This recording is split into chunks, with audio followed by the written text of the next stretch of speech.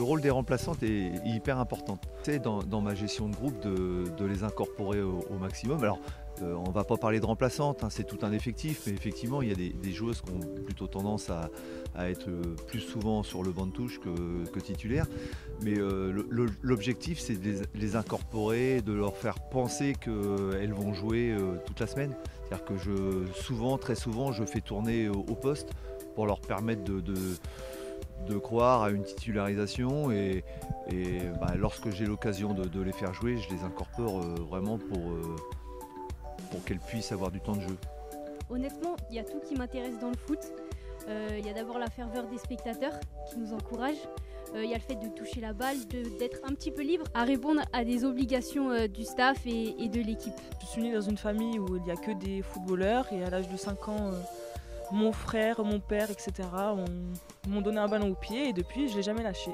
Aujourd'hui on a deux joueuses qui sont vraiment exemplaires dans ce rôle. Je suis même parfois désolé pour elles parce que j'aimerais les faire jouer plus souvent. C'est Lola et Laurie, elles sont vraiment extraordinaires. Je leur ai dit hier encore. Ouais. Moi je les admire pour le comportement qu'elles ont vis-à-vis de ce rôle. C'est pas facile. Et je pense que sans elles, on ne pourrait pas avoir les résultats que l'on a parce que ce sont vraiment des bonnes joueuses d'entraînement qui permettent à l'équipe d'élever leur niveau sur les entraînements. Mais ça permet justement d'emmagasiner cette frustration et de pouvoir la ressortir quand on rentre ne serait-ce que 10 ou 15 ou 20 minutes. Et je pense que c'est peut-être un peu bête à dire, mais la frustration, on en a aussi besoin quand on est sur le banc, parce que c'est ce qui nous donne la petite hargne en plus. Le principal, je pense que c'est l'équipe, donc il faut qu'on pense à l'équipe, et si on est sur le banc, c'est que c'est les choix du staff. L'équipe tourne bien et c'est le principal. Quand on est remplaçante, il faut toujours donner plus à l'entraînement, donner plus satisfaction au coach, montrer plus aussi. Et avoir plus envie, mais je pense que l'envie c'est obligatoire quand on est compétitrice et dans le monde du football en général. Il y a des matchs où je rentre pas, etc.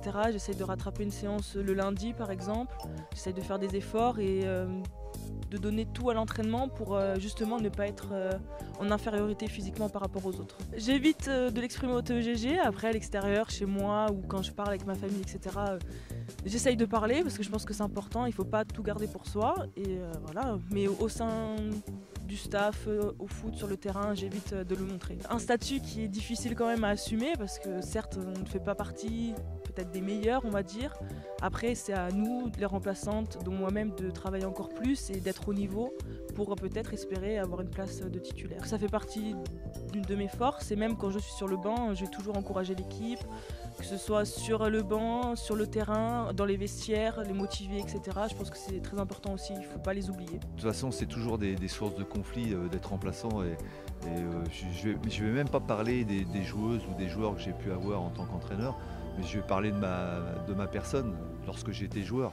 Quand j'étais remplaçant, j'étais pas content de l'être.